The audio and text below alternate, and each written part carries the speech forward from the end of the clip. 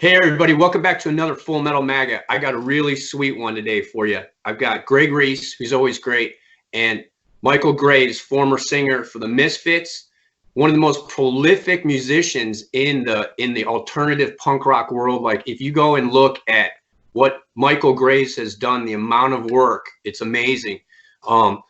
Mike, how are you today? I'm good, brother. Thank you very much for that. I appreciate that. Oh yeah, man, that's just the truth. Greg, how are you doing today, brother? I'm real good, thanks.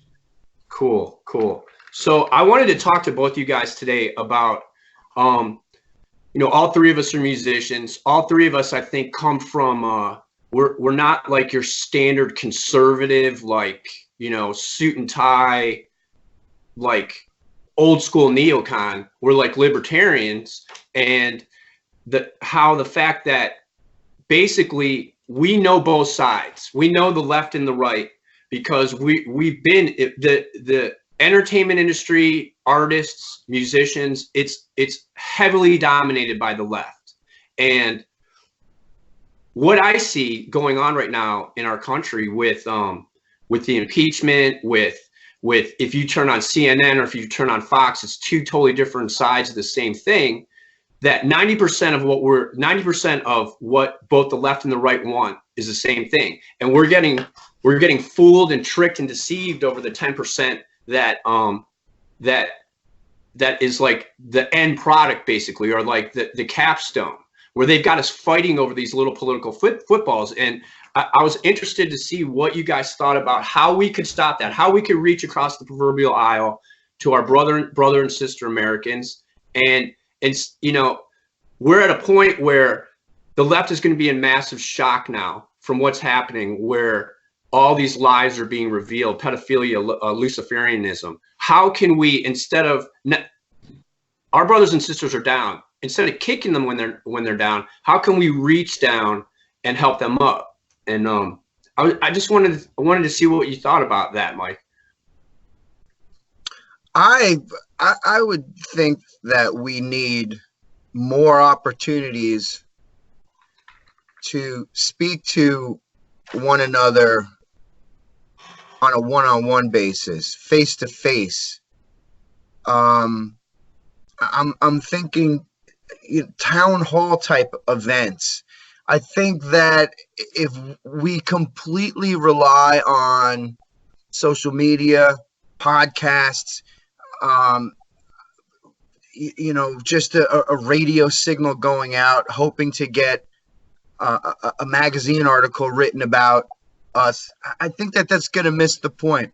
For me, I would like to, and I'm going to continue to work on opportunities to get into some of these AntiFa groups, or these people, these younger kids that are a part of this ideology, and be able to sit down with them and talk to them. I remember the end of the punk rock skinhead wars. I remember when it was real. I remember that violence in the 90s.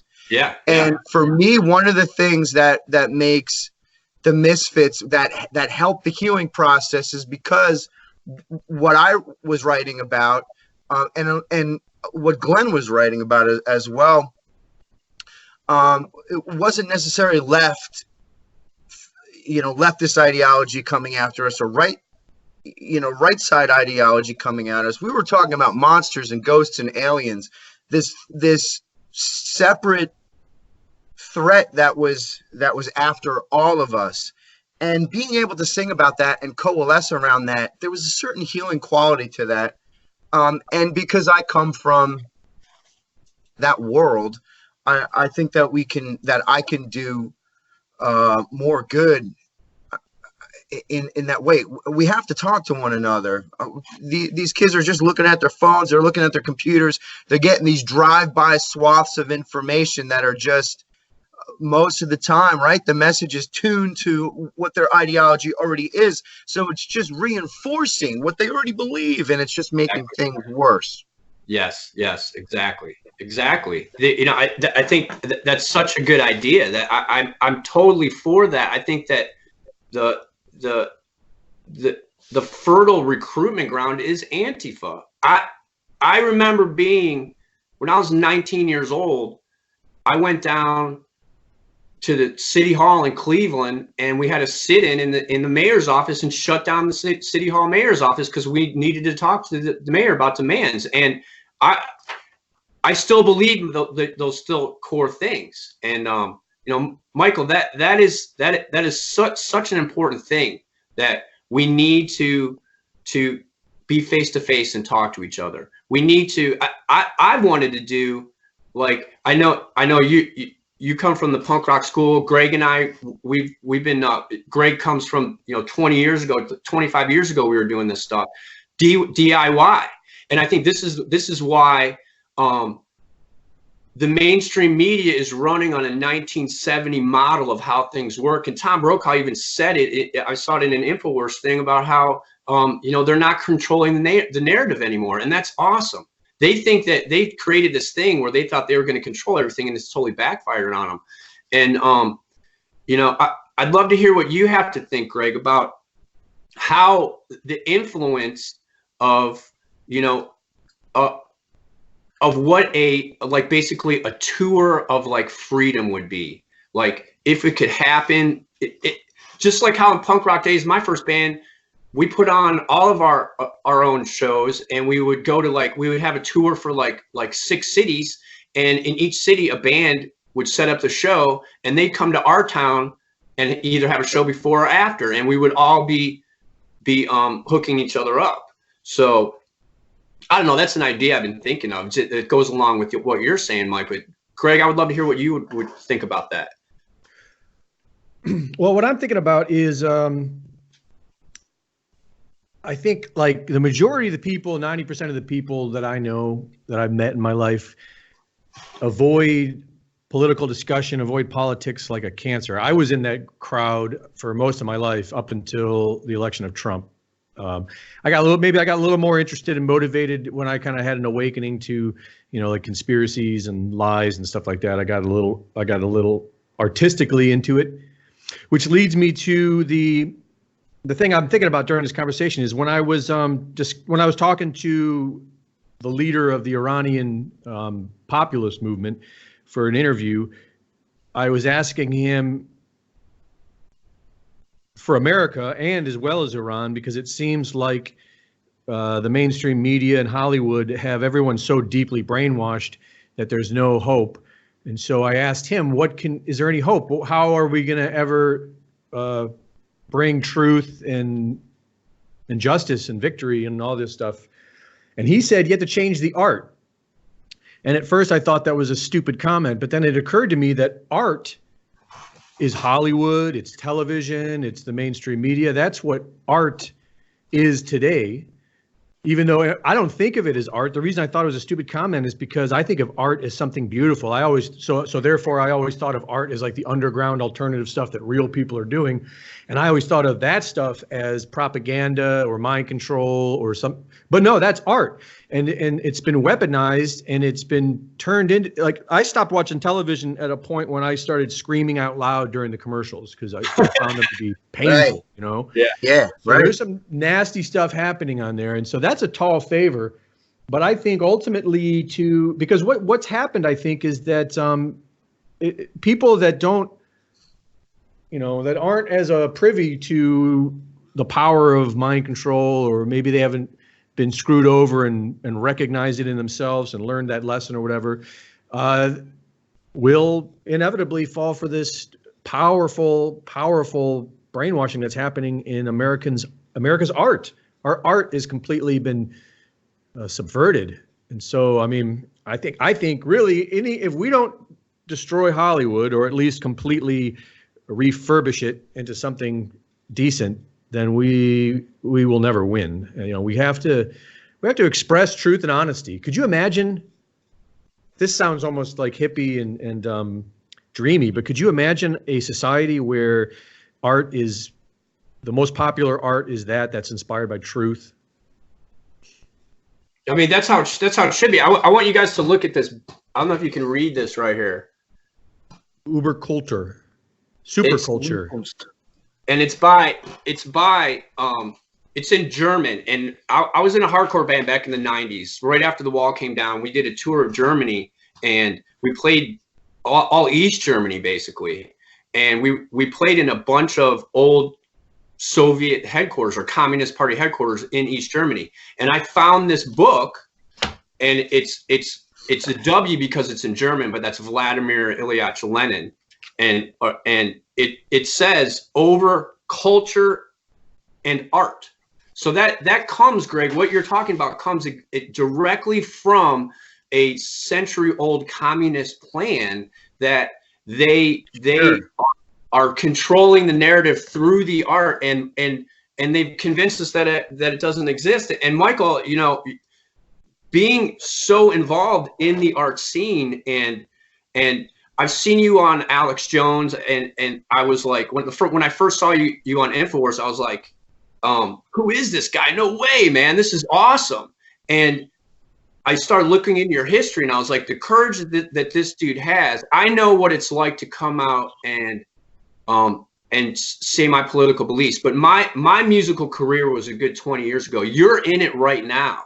You know, you're playing, you're touring right now, and it takes a lot of courage to come out and say what you have, and to even have an idea. Hey, let's go over and talk to Antifa. You know, let's talk to the other side. I think that is so important right now in our country, where the guy who's yelling on the street corner, repent, you're a sinner, no one goes to his church, you know. And Michael, I think that you know, what you want to do there is so cool. How do you think it could happen, though? You know, what are your ideas on that, on reaching out to them?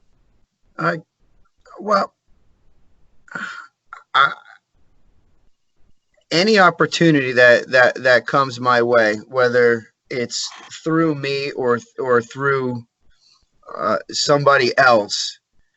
Again, I'm totally for any sort of tours that people are coming up with, or shows for liberty, but I think that the important work will be done, that not in the spotlight of things. And all of this Antifa, a lot of this ideology that you see on the streets is coalesced, like Greg was saying, around art and culture, and around music, around punk rock, around alternative music, around pop music as well. I getting in and having the opportunity to speak to some of these smaller groups, whether it's however it comes about, to talk to them and give them hard information to avert the coming violence that gets closer every single day, is very, very important. You're right. I've been doing this now since I got into the fight, if you will, in 2002, 2003, with the launch of conservative punk, when Punk Voter and the music industry really got behind and really helped to push the punk rock and the hardcore alternative side of music, to try to get all of these this voter block to happen. But essentially I've been blackballed from music, and again, that's fine. And what I mean by that is, like, Michael Graves, I'll never be signed to Warner Brothers, Universal. I'll never be signed to any of these big record companies. It's kind of over for me. But that's also what makes me a really great example of what you can achieve and what you can do on your own if you just stick to your guns, as well as it goes to what we've all built together since 2001, right? Since 9/11, and all of the Tea Party movement, the Liberty movement, the Freedom movement, the Young Conservative movement, people like me, with people like you, groups like InfoWars, what's happening with Free Speech TV, on and on. Now we're all coming together and just like we're doing now, and having these ideas about, well, what are we going to do? And especially through art, culture, and music, which is imperative to the fight, to what we need to do now, but also what needs to happen in the future to make this right. And so just like I always do, when I'm out on tour, every chance I get, I talk to kids that are coming to the shows, that do lean to the left, that have the Antifa patches and everything. And when I talk to them, and again, these are just kids that they feel like they're being included in something. They don't have Christ in their heart, right? They don't have the spirituality that a lot of us share. All they have is this brotherhood, this connection that they feel to all of this power that's coming from the left. And you and I, we understand that power doesn't come from the light. It doesn't come from a place that's going to give you true fulfillment. These kids are lost. They're hurt. They can't figure out how they can't get out of this depression. They can't figure out why nothing they do or it brings them anything that makes them feel good inside. And it's because they are away from God, and that's what the left wants. And so there is a lot of work to do. So any chance I can get from the outside or from what I do, I continue to do. I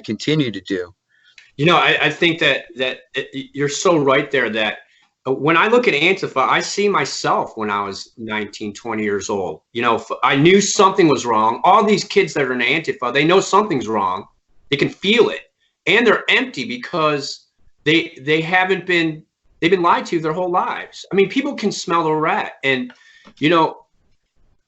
having the spiritual aspect of it, and as Christ has told us to turn the other cheek, and I've said it, Greg, I've talked with you about this. I think that it doesn't necessarily mean not standing up. It means that when that person is down and you can kick them, that's when you turn the other cheek. You don't have to have revenge. The old way was you hurt me, I have to hurt you back. But turning the other cheek is, they hurt me, I'm not going to hurt you back when I have a chance. And that will change so many minds. You see the light flash on in these people's eyes.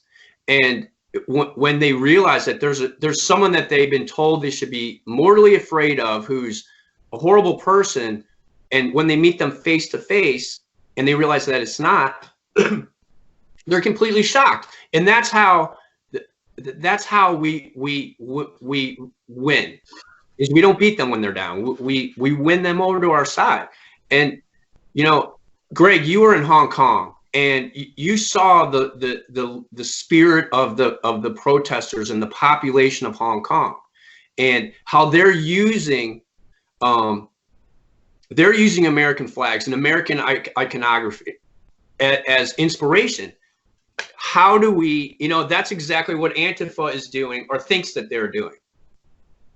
Do you see similarities between what Antifa is doing in America and what the protesters are doing in Hong Kong? I know they're totally different ideological ideas, but what's the same, so that we can bring Antifa over to our side and show them that, look, this is an international movement. You want an international workers movement? This is an international movement. Look at the population of Hong Kong. Well, I mean, everything you said I can relate to. And I was going to say just about everything that you said. I was going to say, when I was young, if I was like in my teens during this time, I could see myself being recruited by Antifa. I was a very angry, I didn't trust the authority. I didn't trust anyone, and I was very angry.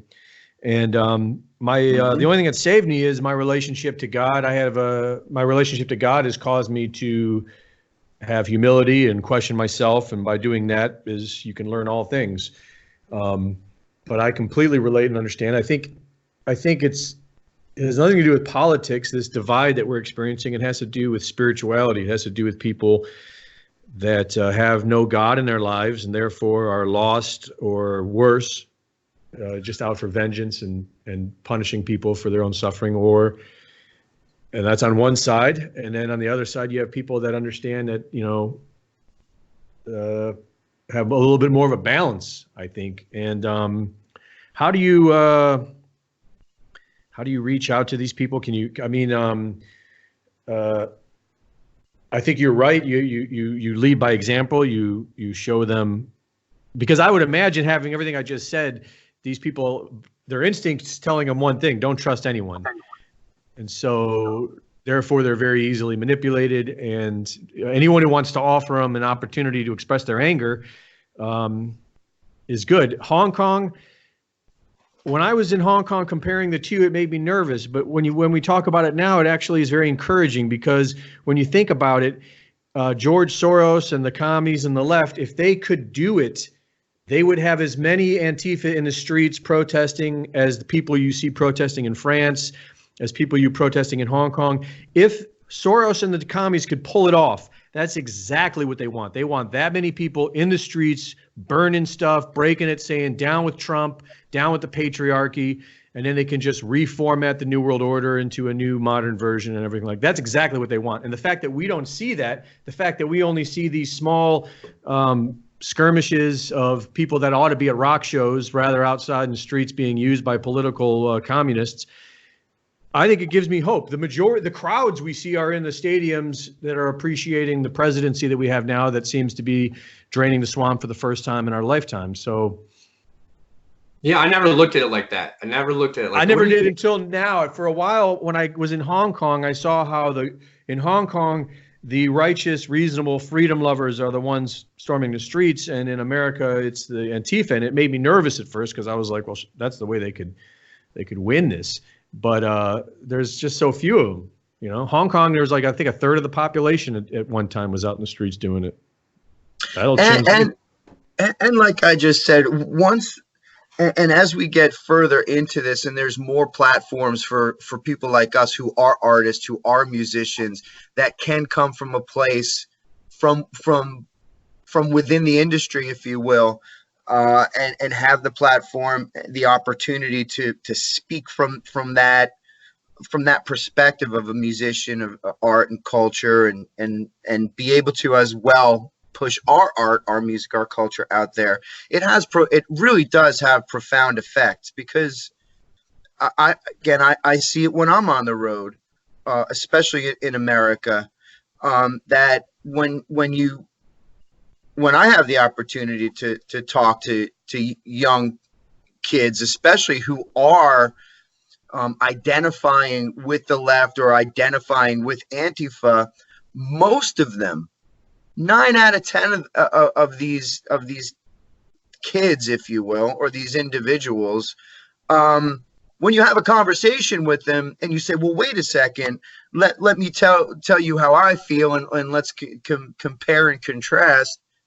All of a sudden, like you said, Frank, the light in their eye kind of comes on, and they're able to be gotten to. The Jesus thing is a little bit different. Again, I come from the Misfits, and there's a lot of horror imagery obviously related to that. So I specifically choose the individuals that I see that have, a lot of the horns and the big skulls and the gear on, to talk to them about their relationship with Jesus. But that's another important part of what we need to do to heal and to move forward through this productively and positively. Like Greg was just saying, that as well, my discernment, my relationship with God, certainly has kept me out of a lot of trouble, along the way, and kept me out of perhaps joining some groups and some things that would lead me down the wrong path. And one of the ways I believe, and what I'm doing, is to start to have a conversation and work towards if you will, getting Jesus's balls back in the minds of these kids, because you say Jesus to them and they get the lamb part of it, but they don't understand the lion part of it. They go, oh, you know, Striper is just, oh, you know, this and that, and all these Christian bands with these. Whoa, wait a second. But when you start to say, well, when you look at Jesus as the head of this mighty army of angels that are continuing, that are doing battle, that were and are doing battle with the demons, with the darkness. There was 10,000 angels at the ready at Calvary when Christ was on the cross. When you start to paint Jesus in that light, in that he is the lion as well as the lamb, and I don't want to say make Jesus cool, but show him that he is strong. He is not just this pushover, it's lamb, if you will. It's what I think. It's what I think. I studied religions for years. I think it's fair to say I'm an expert in comparative religions and occult and religions and stuff. I've been studying them for probably my whole life. I spent about 10 years where that's mostly what I was doing. And I'm not bragging or anything, but I got a lot of that in there. And so, and what I found is, and I've always had a relationship with Christ, although I never talked about it. I kept it very personal. But what's sort of one of the reasons why I talk about it now is I have a certain level of pride in it, is because I think it's safe to say that it's the only religion that has a part of it that defends against evil, that warns against evil. I mean, that's a very heavy part of Christianity, is being aware that there are dark forces out there that you must go to battle with. And there's no other religion that teaches that. All the other religions, when it comes to the dark side, they teach you how to make the best of it, or ignore it, or be one with it, or have the Japanese culture is like all about having a balance with it, a yin yang, which I think is kind of arguably the same as maybe what Christianity is. However, Christianity comes, talks about the sword, the lion, what you're talking about, armies of angels. It's very clear that there is a battle of good versus evil going on in the doctrine of Christianity. And I find that to be probably the most valuable part of it there is, because if you're not aware of the dangers of the jungle that we live in, then you're just setting yourself up to be taken advantage of and used, and you won't even know you're being used. And Michael, that's so right. Perfect that the lion, that's why I always keep mentioning Jesus in the temple turning over the money changers' tables, because it's like the courage it took for a man to stand up and challenge the status quo and have everyone hate him and then be killed for it. That is super badass. And the Luciferians and the atheists have convinced us all that, he's just a lamb. He's not a lion. And Jesus is a lion. And to be peaceful when you're confronted with violence and people are spitting on you or hitting you, that is the most badass that there is. That's right. And Christ knew what the outcome of his actions were going to be. It wasn't a surprise when he found himself on that cross, right? He wasn't necessarily killed. He gave his life. Again, there were 10,000 angels at the ready to save Christ and to get him off that that cross. He willingly gave his life. He willingly gave his life to defeat death, to defeat Satan. For me individually, and for you and for Greg and for all of us individually. When I start to break that down and evangelize and preach, if you will, to young people, which I've been doing much more profoundly over the past year. I was kind of quiet about it, but then when I went on InfoWars, I decided that I'm going to be the punk rock patriot preacher, and I'm not going to be afraid to talk about my relationship with Christ that I've always had and that I can articulate, and that God has given me the the talent and the words to do so. And when I do, and when I'm able to talk about and connect the angels of Lucifer and the other entities and that connect through everything, young people, they find it interesting, and they all of a sudden they listen, and that is going to lead them to the truth. There's only one man in history that has ever contended that he was the truth, and it was Jesus. That he's the truth, the life, and the way. The only way to the Father is through Christ. Why? And then and then the explaining begins. And Michael, it's such an area in many people's lives that is empty. And even if we can't, it takes a lifetime for people to be empty. They're not going to see the light sometimes just in a day. But when you plant that seed by having that initial conversation, that seed's going to grow, just as it did with me when I was 16, 17 years old, and I first heard about the Council on Foreign Relations, and I was like, what is this? I didn't, but it made me go and search and find it out. And that is what I think is going to bring us all back together, is that if we do walk out into the world as the Lion of Christ, if we do walk out knowing that we're going to be ridiculed, but knowing that we have to do it, because every time that we proclaim the truth as we see it, we're planting a seed. And even though that person cannot necessarily bear the seed right now, they will in the future. So, guys, it's great talking to you. I think that it's so important what we just talked about. I love it. I hope I can talk to both you guys again. And if we do a part 2, I think we should get into Christianity a little bit. Okay, I would love to do that. Mike, I would love to have you back and do another one of these. All you gotta do is call me. Just text me, call me, and I'll hop on at any point. It's the same with you, Greg. Anything I can do at any point. Like I tell all you guys, if you need me, I'll jump on a plane. I'll get in a car. I'm there. I'm in this 100%. Outstanding. Outstanding. All right. Thanks, guys. Cool. So we're going to do a part 2. So everybody stay tuned for that one.